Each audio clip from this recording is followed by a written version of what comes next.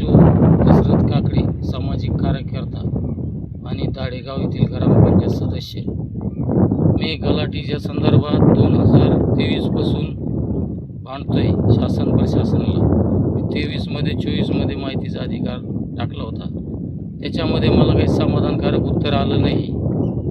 त्याच्यामध्ये जे बैठका झाल्या मुंबईला, जे नेते जलसंपदा मंत्री ज्यांच्याकडे होते त्यांच्याकडं, तर काय एवढं काय समाधानकारक उत्तर नाही आलं. मी 8 दिवस पहिले निवेदन दिलं ऑफिसला, अंबडच्या पाटबंधारे ऑफिसला जालना, तर त्याच्यामध्ये काही समाधानकारक उत्तर नाही आलं. मग मी 12 तारखेला निवेदन दिलं. निवेदनामध्ये असं आहे की 17, 19, 21, 25 डाव्या कालवा आपलं वडीगोद्री तिथून त्या पाटामधून गलाठी धरणामध्ये असं निवेदन दिलं की तिथून पायी येणार मी चालत, कळशी भरणार, माझ्या डोक्यावरती घेणार कळशी भरून त्या काल्यामधून, डाव्या काल्यामधून, आणि पायी चालत माझ्या अंगाला बॅनर राहील बांधलेलं, असं आगळं वेगळं आंदोलन राहील आणि माझ्या अंगावरती बांधलेलं राहील बस. आणि परत आपल्या गलाठी धरणामध्ये तुम्ही बघतात पाठीमागं, मी गलाठी धरणामध्ये सध्या उभा 4 ते 5% पाणी साठा राहिलेला आहे.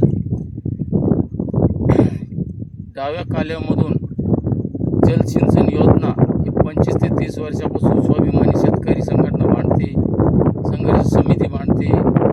यांनी लेखी दिलं पण याच्यात काही पाणी आलं नाही. म्हणजे जे डाव्या काल्यामधून सिंचन म्हणजे जे पाणी यायचं होतं ते आलं नाही.